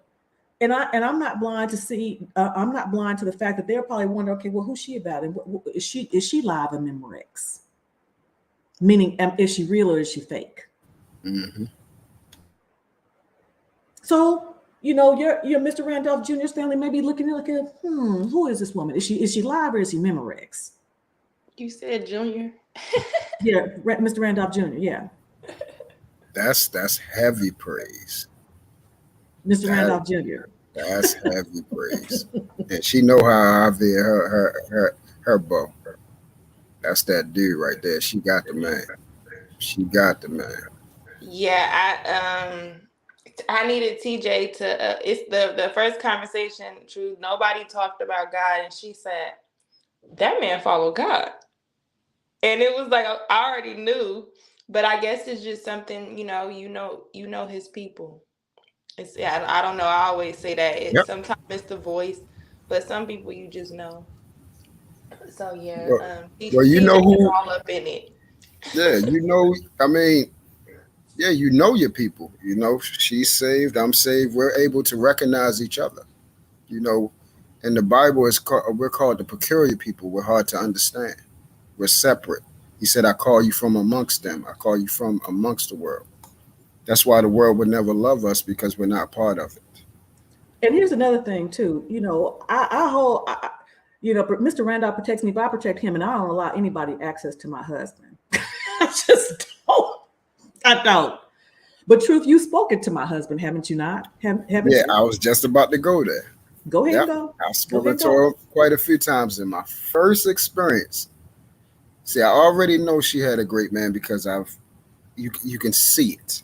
Just like I'm witnessing your transformation, Lucky.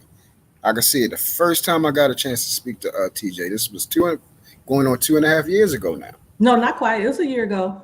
Wait a minute. No, I'm talking about since we've been talking. Yeah, it's been that long. 2000. Okay. Was it 2000? Yeah, it's been that long. It's 2020. It's about to be 2023. Wow. Okay. Yeah. Because remember, we started out first in the the Peef chat. That was way back when they first started. Wow. Okay. Way back when they first started. So when I finally got a chance to talk to Brother Randolph and everything like that, and this is the one thing that I will tell ladies, how you know when you have a great man. The first thing he said, I said, "How you doing, sir?" I introduced myself and everything like that. I told him, thank you and everything. Thank you for what you're, doing with your wife and everything. She's a great woman. I'm glad to have met her. She's pouring into my life for me as a young man. I revere her as like my aunt and everything like that. And the first thing he said, and this is how you know when this is an authentic man of God, he said, "It's not me. God has done everything through me. That we will always take the light off ourselves and praise our Father first above anything." And once he did that, it was over with, along with all the other greatness that he showed. And we see it time and time through and through when we get a chance that he blesses with his presence. He really is he's a great and beautiful man. And I'm blessed to just be around them. You know what I'm saying? So that's how you know. We will always give praise to God first. That is first. He said, "It's not me." Yeah. So, Well, truth, I'm gonna tell you, I did speak with him last night, and I said that that people have asked for him to come on more often, and he said that he will consider doing once a month, Ask the Randolph session with me once a month. So he's thinking about it. He's thinking. oh, y'all trying to spoil me now. Y'all trying to spoil me. Okay. He's thinking Okay. about it. He said, Let's "Well, what go. can I?" He said, "What can I say that I haven't already said?" I said, "Well, I think they want to have an opportunity to ask questions and hear from a married man of God." He was, "Okay." He said, well, Yeah. I'll think about it. But even if it's not the, because again, and like most men, man, a few words and everything like that, but they're profound. And just because we need an example of authentic men of God, we need an example. We need to see it continuously, so women can stop saying, "Oh, well, yeah, he was a Christian, he was saved, he said this, he went to this church, and then he turned out, oh, they've been sleeping around. He's not trying to understand that he don't want to get married and everything like that. Oh, ain't that a Christian? No, that wasn't." So we need an actual example. We need his presence, even if he's just sitting next to you. Just saying, hey, just giving us 5 minutes. We just need that consistent example of what an actual visual template we have of that. And like I said, very, very few in between, but it has helped me. You know what I'm saying? It has helped me out a lot. And that's how we always pour from each other. Iron always will sharpen iron. Well, my example gonna show on my vlog, so even the other stuff, like it's gonna be all out in the open because I want people to see my growth. I want to hear I'm getting used to the backlash because I realize that's what helped me grow. Mm-hmm. And just pushing forward. I like what Truth just said because I just started thinking when I first started really like having the conversations, I wasn't coming into it thinking of a relationship because I was always wanting to say I am effed up. Like, don't talk to me. Like, we can be friends, And one of the things that he said was like, God sent me. Like, it was in a joking way, right? And he's like, I'm here Mm-hmm. now, so relax, be quiet. And it was like, who was this man telling me to be quiet? And then I tried to initially argue with it. And I realized I couldn't argue because he's cutting me, be quiet. And it was like, usually a man telling me be quiet. I'm not being quiet. And I just shut up. And it was something that really just spoke to me, if that makes sense. Not at me. It Yes. spoke to me. And then something said, girl, shut up. Like, so I like that you just said that because I didn't think of that until now. And that's great because you was able to receive it.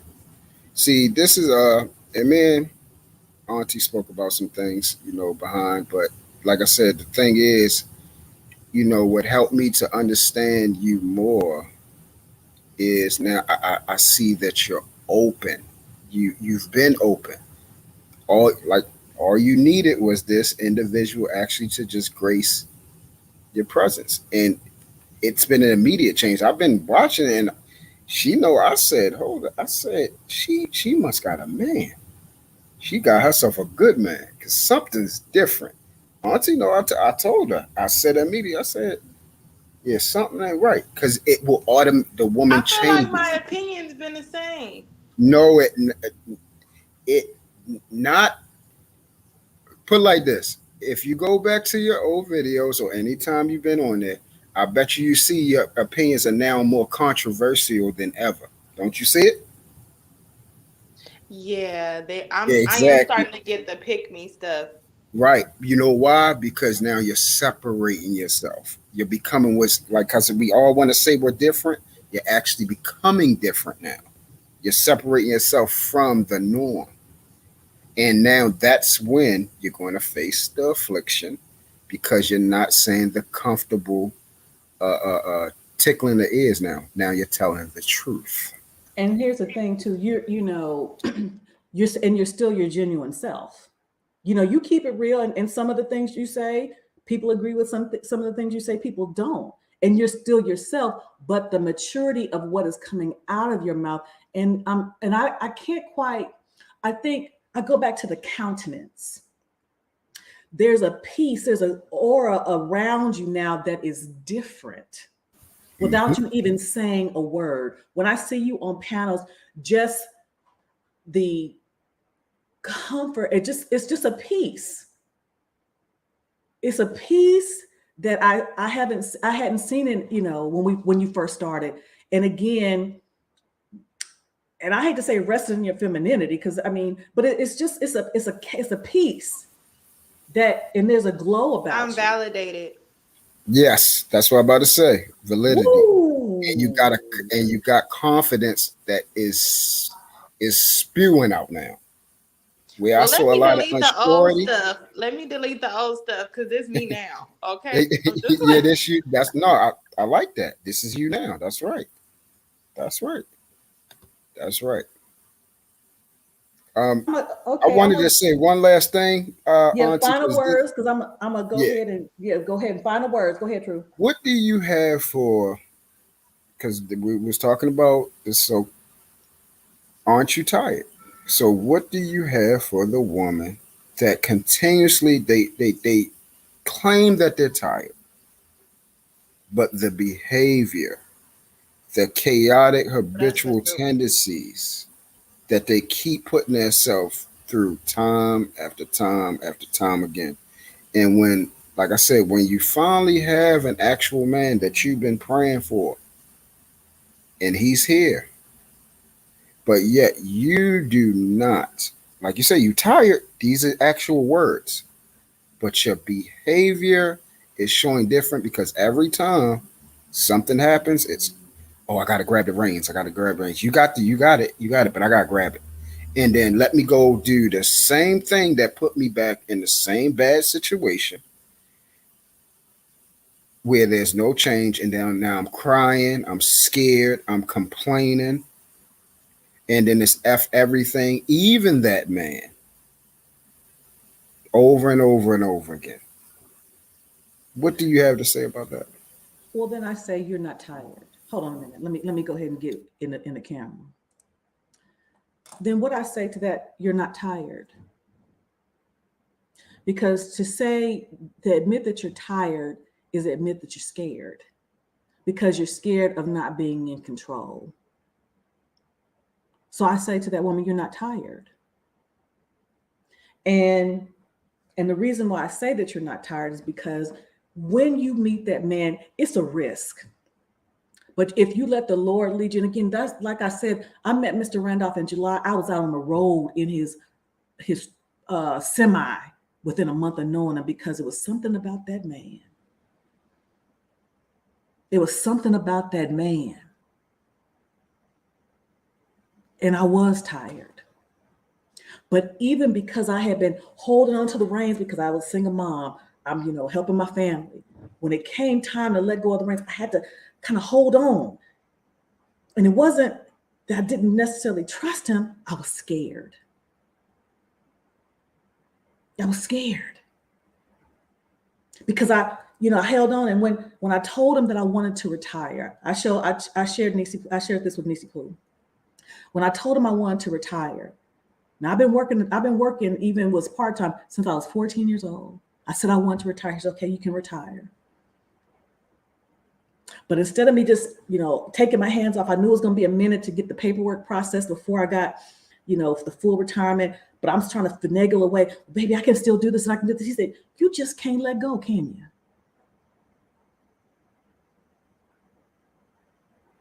And that's when I realized I was afraid to let go of control. So finally, I just had to say, you're right. And I let go of control. It was scary, but I trusted him. And I trusted the right man. So what I say to those women who say, I'm tired, but you sabotage yourself and you push away a good man, I say, you're not tired. I say, you're not tired. And I say, if you say that you're tired and you push away a good man and you're not getting no help because you like the lady who did the video the other day, 36, she said, I realize I'm angry at myself because I realize I'm messed up and I don't know what to do to fix it. And like I said, I respect her for being honest, but where my respect wanes is if you do nothing to change it. And if you do nothing to change it other than just lip service, you're not tired. Did I answer the question? Yes, ma'am, you did. I just wanted it to be known from a woman who's been there. And that's why I said you're needed because you can actually empathize. You have been in a position that been successful. You have taken care of yourself. Your child is successful. So that is your comfort because it's worked. I want And to. sometimes the worst part about it is, and I'm gonna let you go after this, Lord, is that they're putting themselves in a situation that it's like they can never get their head is just barely above water. They're not even going to the coast. And then when you tell them like, hey, look, got the plan, show the plan, they say it's a good plan and it can actually work. But every time a situation come up, they go right back to the process that put them in the negative situation in the beginning. Because they're not tired and they're scared. And here's the, got your head above water. I just came up with something. I'm in water. I'm swimming in a swim pool, and I'm dog paddling, trying to keep my head above water, but I'm tired. So I let myself go under. And here comes Mr. Randolph from behind to lift me back up out of the water. You better get a hold of that. Don't you want that? You better get a hold of it.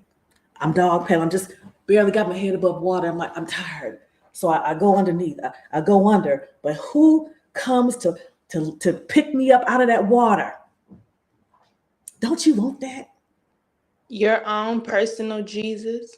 Hey! That's what Ricky say. That's funny, but that's what it is, though. That's Yeah. actually what it is. But I don't want to add to what y'all both said because it was great. But I just would say if you tired, do nothing. And don't worry about, because this is from personal experience. I think experience is the best testimony. From personal experience, I can say tired or when I was not in the right space and you invite people in, you do not have, your third eye is not open to discernment, I'll say. So therefore you're inviting broken people and y'all relate off brokenness. And the thing that happens is you then take on a responsibility that you weren't prepared for. And I think in life, when you are tired or you reach a level where you're tired of getting it wrong, even if you don't feel like I'm tired of dating, I'm tired of getting it wrong, do nothing. Or also get under people that you trust that make the best decision. So I say do nothing because that's the time where you should be pouring into yourself and having a relationship with your creator, getting to know yourself spiritually so that people can meet your spirit and not you in the flesh. And I will say, even in this relationship, sex was not nothing that was talked about before it was There we quote go. unquote validated. It is not that, it ain't that you don't want the sex, but you don't talk No, about it. It's not even on the front of your mind. You're talking about other correct. things where you like, dang, I was told that this was something that you don't talk about that quick. I was told these things, I'm pretty. Men want to have sex. I'm flirty. Does he not look at me like that? And then it's like, stop talking to yourself. This is something unfamiliar. And I think that when it's important for women not to do anything, because once you are tired or once you get to that point, you out here just making mistakes. And then you have the culture with multiple kids and the girl crying saying she don't know how to love. So my thing is, I always say, don't do nothing. Close everything down. Everything is shut down and we out of order for repair. That's just what I would say. I like it. Okay, Mhm. so any last words, or were those the last words? Yep, that's all I had to say. Uh, Thank you That's it. guys. I'll This was drop down. This beautiful. was great. Love y'all. Love you too, babe. Love y'all. These are Thank my you. nieces. I told y'all, I told you about my nieces and nephews. I said just yesterday or the day before, Lucky Marie, Courtney Michelle, Truth is Never Favored, Bolo, Chicago Real. I said, these people know me. And because they know me, I don't always like what they do and they get growed. But if I love you, I love you. I'm a mama bear. And I don't apologize for that. Now sometimes I get overbearing. I'm working on it. But if I love you, doggone, I love you. You can't quit me. Lucky Marie tried to quit me a couple of times. Like, you can't quit me. You can't quit me. I'm your auntie, whether you like it or not. You can't quit me. I tried to quit Truth. He said, you can't quit me until you mines. I'm like, okay. Courtney didn't try to quit me. I didn't try to, no, you mines. That's why I come in hot. The people I care about, because I've gotten to know them and I know their hearts. And to know their hearts is not to mean that they do everything right. Nobody does.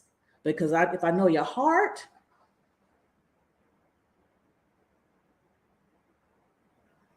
you're mine.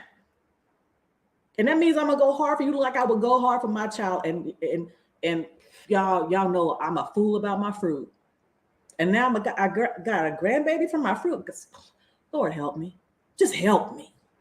Just help me. But anyway, I appreciate the conversation today. Again, this has been another good live. And shout out to Lucky Marie for the idea of morning coffee and tea. So when I do coffee and tea, I'll be coming to you from my kitchen, because my coffee pot, my Keurig is right there. And then when I do my other ones, I'll be in my office. But I like this. I'm gonna come to you fresh face to the world. Shout out to Kevin Samuels, God rest his soul. You know, fresh face to the world, no makeup. No makeup, lines. But these are lines of wisdom. You heard me? Okay, so okay, here we go. You know what? And I will tell, show up, give credit where credit is due. LaPeep brought us together. I got to know Truth, Lucky, Courtney, Bolo from the LaPeep Network. I can't remember OG Patrice, but I know Bolo, Courtney, Chicago, Truth, whoever I'm missing. So I give credit where credit is due. Shout out to the LaPeep Network. Okay, so let's go. So this is what we're doing. Jenny, I'm gonna make my nail appointment today, because see, y'all made me miss it yesterday because I was talking. So we're gonna end this live like I did yesterday. Shout out to my firstborn nephew, Ryan Spunk Adams. We're gonna end it with his song Sunshine and Rain. Then we're gonna take it to the outro of Noun, and then we're gonna see you on another day. Okay, until next time. Ciao for now.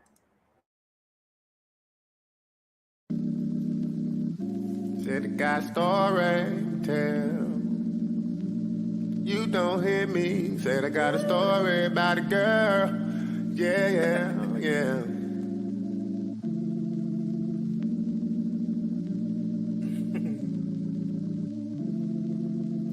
Check. See, I've been up all night typing this love letter. Hoping you open the message saying I love you better. You've been keeping me on red. I know I'm out the picture. Ain't nothing worse than the wave, just a request. I sliding on a nigga wave like a drop by. Saw you out, so I figured out I'd say hi. Ain't no pressure, just want a good time. Something we get to share up on a timeline. She's my type of girl. Magic carpet around the world. She'll show you things that you can't imagine. Straight hair or fancy curl, bright as diamonds, clutch as pearls. She's my one and only digital girl. My sunshine and the rain. Sunshine and the rain. My sunshine and the rain. Oh, my. My sunshine and the rain. My sunshine and the rain. First we outside, you beaming your light, giving me shades of dope. Now I'm walking in pools of water, my Yeezy. So you had a faith that get Jesus hope, but the devil is pleased. I'm on my knees, I intercede for our peace. Girl, your love is an antidote.